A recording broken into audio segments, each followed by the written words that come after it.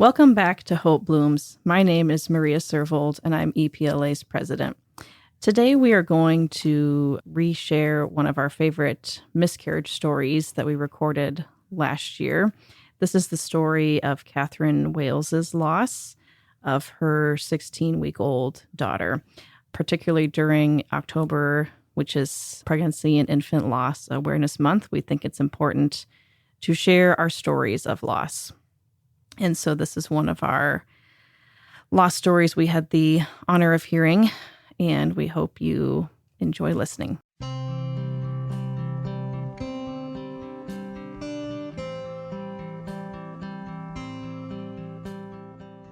Welcome to Hope Blooms, a podcast from the Early Pregnancy Loss Association.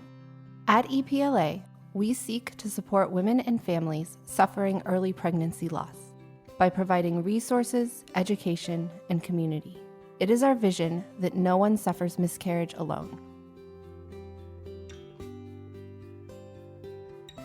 Welcome back to Hope Blooms. I'm EPLA's Executive Director, Emily Carrington, and with me is our President, Maria Servold. Today, we are pleased to welcome a new guest to our podcast. This is our first opportunity to talk to another lost mom on our show. With us today is Kathryn Wales, who will share her experience of the loss of her sweet daughter, Theodora, who died at 16 weeks gestation. This is considered a second trimester miscarriage. Kathryn's story is one of strong grief and beautiful mourning, and we trust that you will see that strength and beauty shine through as she shares her story with us today. Kathryn, thank you so much for joining us today. Thank you for having me. So tell us about Theodora. Well, my husband and I had already had one child, our son Gregory, and he came along so easily and unexpectedly, actually. We thought we might conceive like a year later, but then got at other plans. So he showed up in the middle of my busiest season of work, and it was really kind of chaotic, but my husband was able to care for him during the day, and we really did find a good balance, and it turned out to be really wonderful. But that feeling of not having control was upsetting to me, and so I was determined to control aspects of my next pregnancy. And that really is an important part of my story, that I was trying really hard to conceive a daughter. And I was reading about how to increase the chances of having a girl over a boy, and plotting meticulously to get just the right age gap between my kids. And I just had a completely different experience of trying to get pregnant and being pregnant with that second child. And I think because I felt really great about having achieved this goal, I was very talkative about that pregnancy from the beginning. And I felt like I knew it was a girl, and so I was telling everyone, I was buying all the clothes. And so when it was on my birthday in December that I had this strange feeling of just something is wrong, something is really wrong. And the next day at 16 weeks, I went for a regular heartbeat check, and there was just no heartbeat. And the doctor wouldn't tell me at first. Actually, it was an ultrasound tech who was first kind of revealing, by not revealing, that there was something really wrong. She was clicking around, taking photos of the ultrasound, and I was starting to panic. And I was calling for my husband. We lived next door to the hospital, so he was able to rush over and be at my side pretty quickly.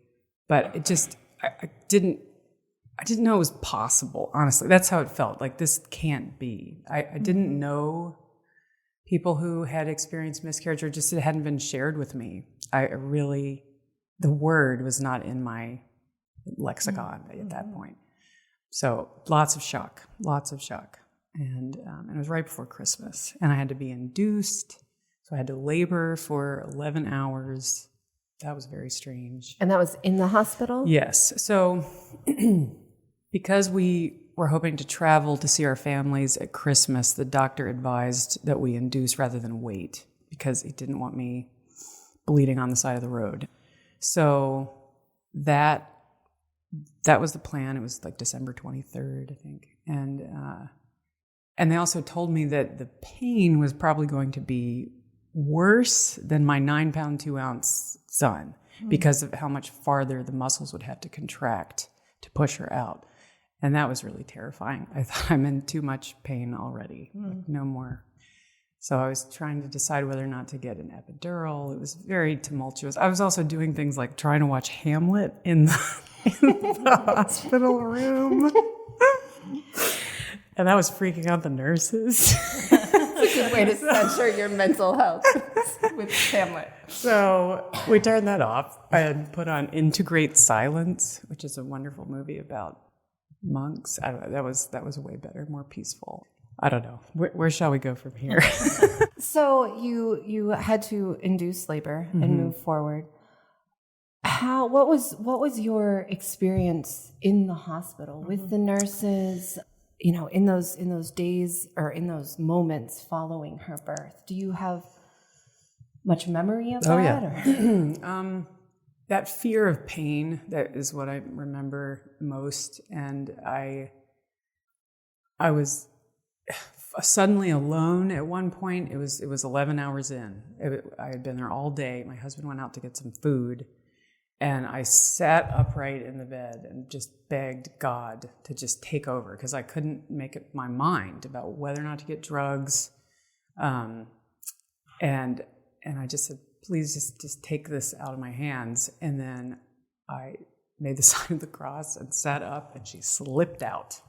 Slipped out. No pushing, no contracting, no pain. There she was. And she was just in the sack. And I just held her in my hands for, I don't know, an hour or something. Jordan held her too. We could see all of her features. She weirdly looked so much like our son, Gregory, just like a tiny Jell-O mold version of him.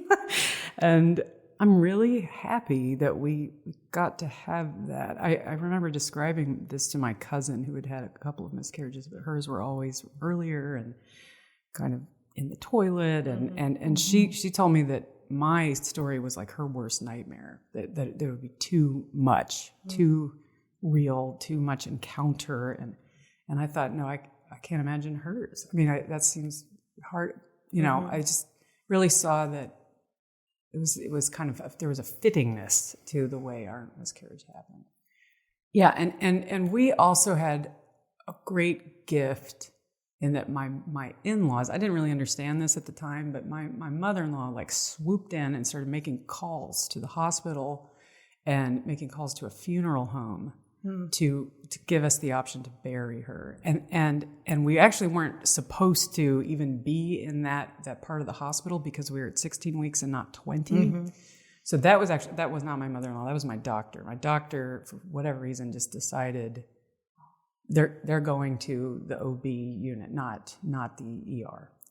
And so that really changed the atmosphere. It wasn't treated like an emergency, like this was just a lot of bleeding or something. It was treated like there's a child here. And I know that was unique because I've talked to many women who did not have that kind of, it was not a very humane experience for many of the people I've spoken to, but it really was for us, thank God.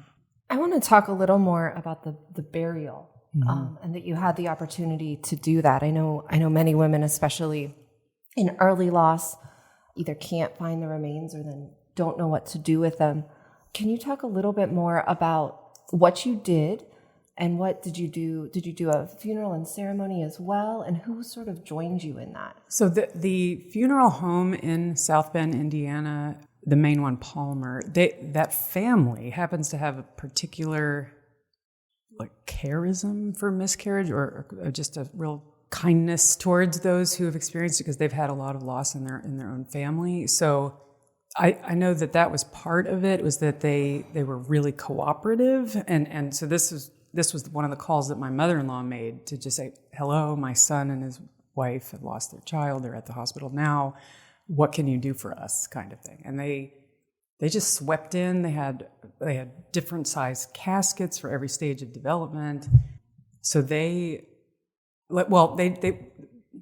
we decided to get fetal testing done to try to understand why. Because there were some physical symptoms that were a little curious.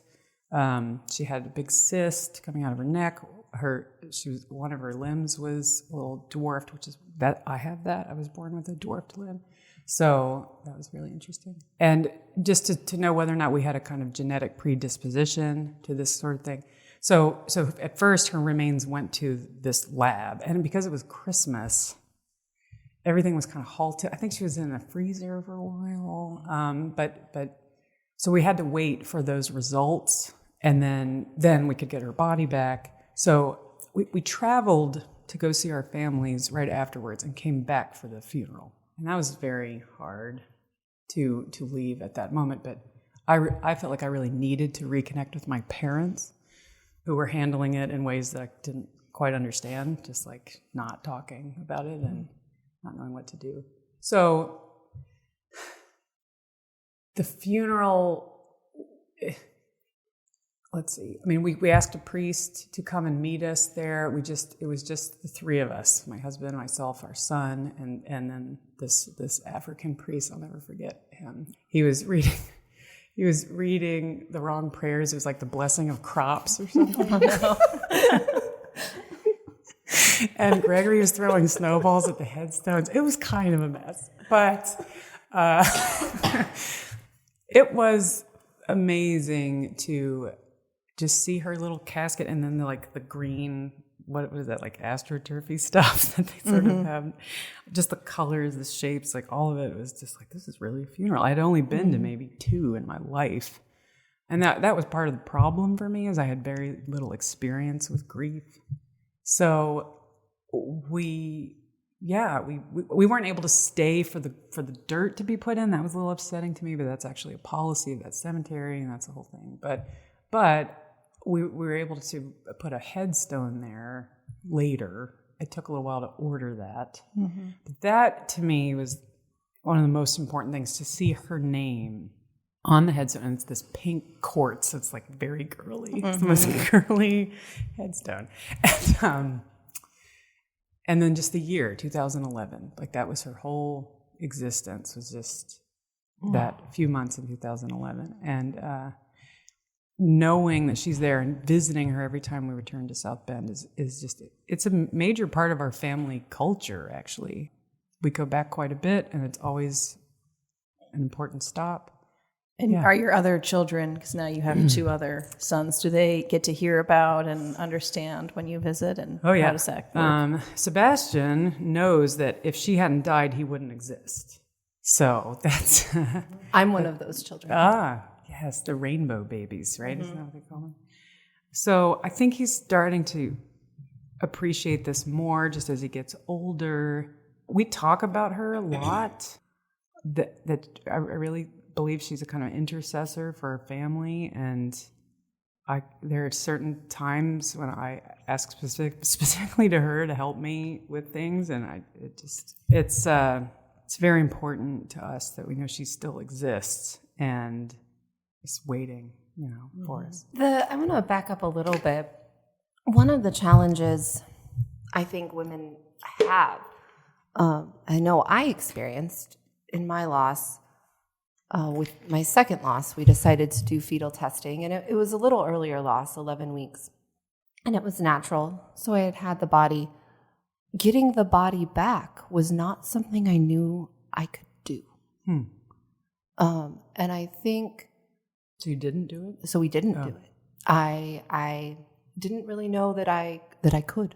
I don't even have the lunchbox that I delivered the body in, which I don't know that I want it back. But that, so it sort of strikes me. And one of our most popular blog posts, by far, outblows everything else, is how to bury your baby. And it's still hard to get answers. So I think it's really special when someone does, because you talk a little bit more about that process, how the funeral home and the hospital helped you. Do you remember? Do you know? I'm telling you, my magical mother-in-law made this happen. Like, she's somebody who just when she wants something and it's good, it's going to happen. so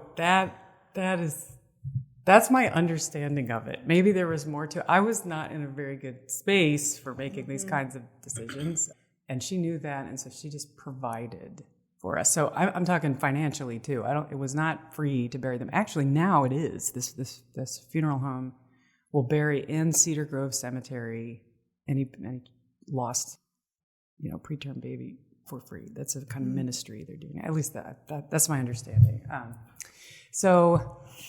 Well, and that's huge too. I mean, people also ask us, what can we do? My friend just experienced a loss. Those phone calls, that paperwork, those behind the scene things. That's a need that needs to be filled, and that's a thing you can do as a friend supporting someone. And there are a lot of funeral homes that offer at least free supplies. Probably just needs someone to ask, and that could be a place that a friend could jump in and do that. That's if that's something someone wants. So that's wonderful that there are people there to support that. Can I talk for a minute about the results of the fetal testing? Yes. Because that was very interesting for us. We found out that she had Turner syndrome, which is a missing chromosome. So it's kind of the opposite of Down syndrome, where there's the extra one. This is a missing one. And I don't remember the stats on how common it is, but I do know that only about 10% of little girls with Turner's do not survive birth. So they tend to have shorter lives anyway, but like it was just this complication with her heart. They tend to have weakened hearts. So she technically did have like a heart attack. And knowing that was really important and helpful because up to that point, my husband really wanted to blame himself for this. And that was terrible because we're already dealing with the loss and the pain of that, but he had this guilt on top of it. And one of the most important moments that helped us get through and really move on was when the fetal specialist saw that Jordan was very wrapped up in this, like, I did this. Because there was this one night in the summer when he had a lot of beer, and he was like, that was it. I poisoned my sperm with all that Heineken or something.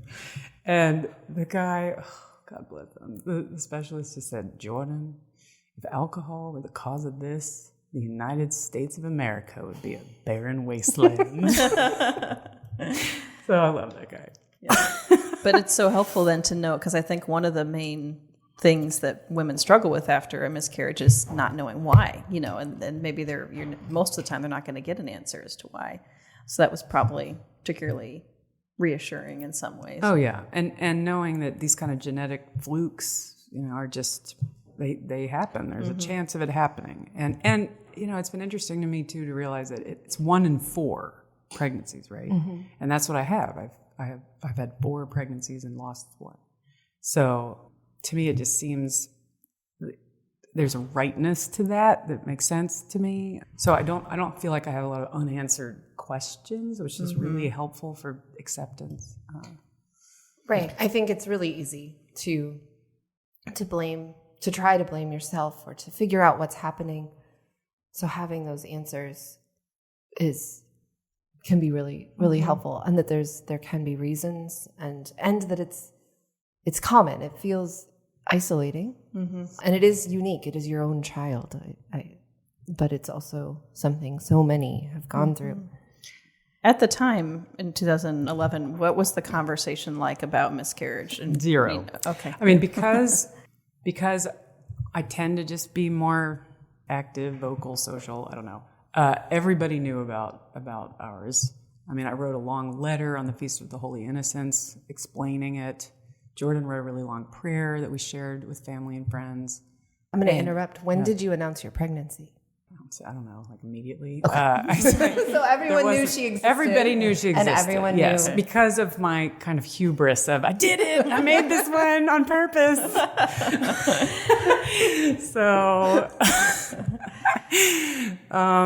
right. And I was starting to show, a little bit. And So that was why I felt like I just have to keep talking about this. It wasn't as, right, there's no secrecy really about it. But what I came to discover very quickly was that it was just how common it was. I truly did not have any idea how common it was. So once I started really telling the story, it turned out that 11 of my friends had miscarried that same year.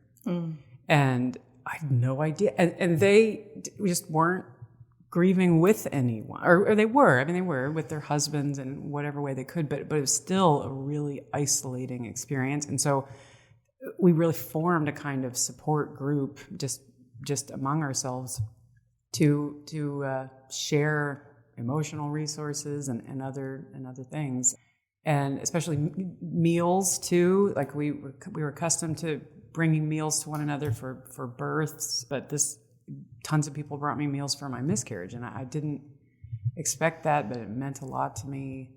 So we really kept that going. It was sort of like, let us know so we can help you.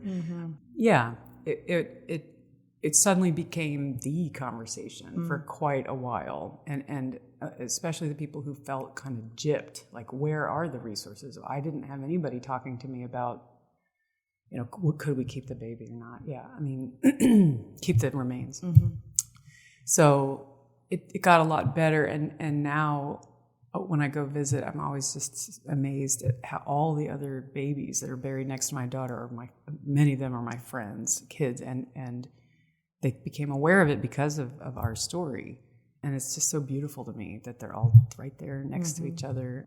And so when we go, we can pray for each other's kids, and we send each other photos of the graves. I planted the bulbs from last year in the winter, in November, and I didn't know if I'd be able to get back to see them when they bloomed, but a friend of mine saw them in full bloom in front of her grave and took a beautiful photo and sent it to me, and that meant so much. I wanna back up to the story. So it's been 11 years now, and we've talked about still visiting the grave. I want to talk about sort of the days, weeks, and months following her loss. And it was a mess. And sort of coming out of that and into where you are now. My husband and I had different responses, and this at first was very upsetting to me. So I was determined to get in the car and see, especially my dad, who couldn't speak to me on the phone. He was so devastated, he truly had no idea what to do, and I felt like I needed to go and show him that I was okay. I was obsessed with that. So we were packing on Christmas Day for this 10-hour drive, but meanwhile, my husband was oiling the furniture. He was like, well, we're going to be gone for almost 2 weeks, so this is the right time to put the orange oil on like the wardrobe. And I've never put oil on I know. Well, he was like, this is a good time because then we won't have to breathe the fumes, and it'll be kind of soaked in. I was like, you need to put stuff in your suitcase. And he's like, but I've got to do this first. I said, no, you don't. And he was very emphatic, like, yes, I do. And then I said, well, what if I take a hatchet to the wardrobe? Then what? So that, I was pretty angry. And it took me a long time to understand actually what he was trying to do. That for him, this was kind of an act of stewardship. He wanted to preserve something that had been given to us. It was a family heirloom. He was worried about the wardrobe coming apart. It's also the wardrobe, and he's this like Narnia guy. So it's like this symbol. So that was his way of grieving, of trying to care for something that was still ours. But I just saw it as way off from what needed to be done. So we had a terrible fight on Christmas Day. So I always think of that. I mean, really a screamy fight, just because we could not fathom one another. He did not want to go. He didn't see that as valuable. He wanted to just hunker down and be the three of us together. And I just did not even entertain that option. So there was a lot of just intolerance of one another's responses. Also, he became kind of, in a very theologian, melancholic way, depressed about the thought that she might not be with God because she wasn't baptized, and that was horrible. And so I was trying to read these things about like, look, we would have baptized her. We had the intention to. Maybe it's like a martyr baptism. Anyway, that was, I mean, this is the way academics deal with these things. Grieving with academics, I went through that as well. Yeah, Not the same grief, but it's, yes, he read a lot. My husband read a lot. Yes, there was so much reading. Honestly, composing the prayer was really therapeutic for him. And also, the middle name we gave her is Nicodemus. So it's a little girl with that big middle name. And it's on the headstone because Nicodemus was the man who came at night to listen to Jesus. He was sort of secretly intrigued, but didn't, when did he actually convert? We're not sure, but he is in the canon of the saints. So historically, at some point, he just came out of hiding and was a believing Christian. And so that story really inspired Jordan to just have hope that she was with God and that this was all part of a plan. And so that was a big turning point. That finally let us have peace in our marriage again. So that was a really rocky month. And then we were told, don't immediately get pregnant again, but nobody said why. I thought it was just a physical thing, like your body needs to recover, whatever. But I was quite upset about widening the age gap between How siblings. old was Gregory? So he was just 2. He was like 2 3/4 at the time of the miscarriage. 2 1/4. Yeah, 2 3 months at the time of the miscarriage. And so the thought of going another 9 months, I just was like, we've got to. I mean, this is exactly what all the literature says, like, don't replace the baby. And I'm like, I want to replace the baby. And I wish that somebody had explained to me that the reason for waiting is really more emotional than anything, that you need to actively, intentionally grieve this loss first. So, yeah, we didn't do that. So we conceived Sebastian right away. And one of the ways in which that was, one difficulty there was that when he turned out to be a boy, I was really mad. There's a huge mistake here. I have all these clothes I saved. So that was, I don't know what, silly. It wasn't something that I don't know. I was just too emotionally immature to handle that better, I suppose. Well, there's a grieving, not just, I think, early loss and infant loss. And this has been said before. You're grieving that life, but it's a life you didn't know. It's a life you've dreamed of, thought of, and have a whole future for with very little past.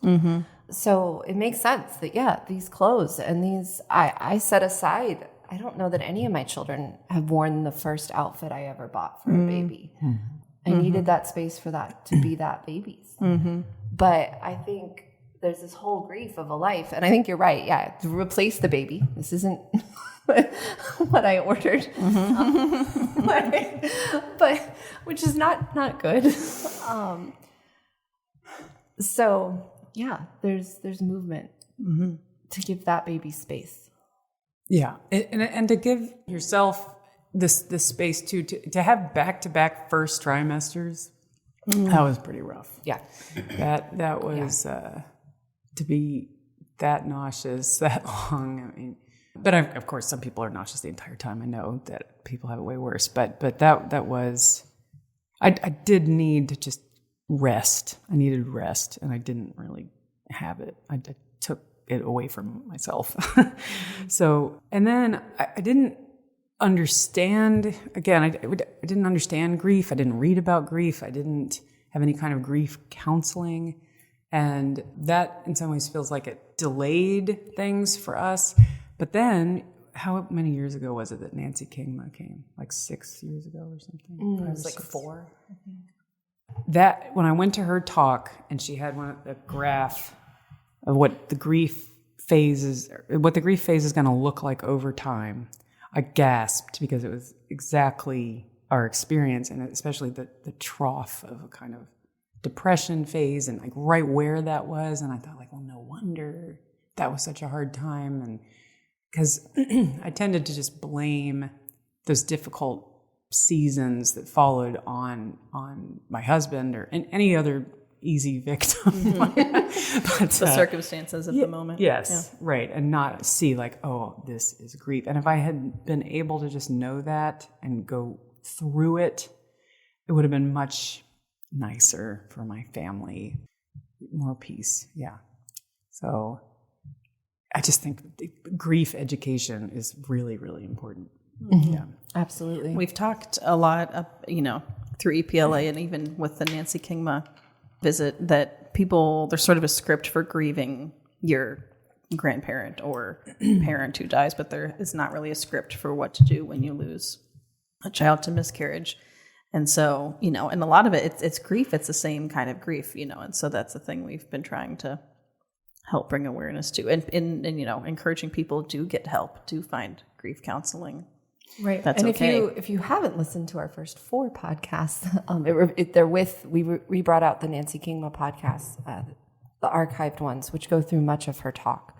And I think it's such a great look at what everyone experiences or what everyone might experience. To know that there are patterns, to know that this is a human phenomenon, like that is really comforting. It is. And because it's a kind of grief that's about grieving an idea. You're grieving the kind of family you thought you were going to have. That's different from a particular person that you knew. It's this other realm of expectation and disappointment. Yeah. Well, yeah, and it's haunting, right? Like it never really, in a lot of ways, it goes away. You feel better. You get on with your day. But I know my losses have haunted every subsequent pregnancy, and pregnancies I haven't had yet, they tend to haunt. I sometimes think, oh yeah, I'm better now or something. But then I think, no, I don't think there's a day that goes by that I don't think about mine, and even though it was 10 years ago. You said at the time, that there wasn't much of a conversation about miscarriage. How have you seen that change over the last 11 years or so, culturally? There could have been a conversation. I just wasn't part of it. But the theme was like, I haven't been able to talk about this. So yeah, it was a kind of new time. I mean, the conversations changed because of you. When I moved here and first was aware of what you all were doing, I was involved a bit at the beginning and just, I love what you do with the care packages and things. I mean, that changes people's lives to be given this kind of permission to acknowledge the reality of this, the good, the bad, and the ugly of it, to really have an almost like liturgical kind of a practice of it. It is a what? Process. It's a process. It's something that I just think so much about, like the ways in which we don't have these rituals for things anymore, and we need to create ritual and encourage one another to do that. So, well, and this may be a whole other podcast, but I think miscarriage so commonly gets mistaken that it's not a physical event, or at least the physical event is over. You're sad that someone died, but it's an event that happens to your body, and can be a very major one. And I think there's something to recognizing that, even if it is with a care kit, that marking that this is a real physical body event. And I think that's an important part of getting through that grief. So, yeah, because of the nature of my miscarriage, there wasn't, I didn't have to have a D&C or anything, but I know people who have felt like the physical aftermath is like adding insult to injury. And they just don't expect to bleed that much. They don't expect to be that fatigued, and so just receiving those pads and things, it's just like, get ready. I mean, it's like, here's what you need. I just think that, acknowledging the physical part is very much a part, because it's that, in a way, the body can kind of prompt the right kind of emotional response. Like the body is kind of shedding and grieving and recalibrating. And if we really pay attention to that and kind of follow that in a way, that could be a kind of hint at a script. Right. I think that's great.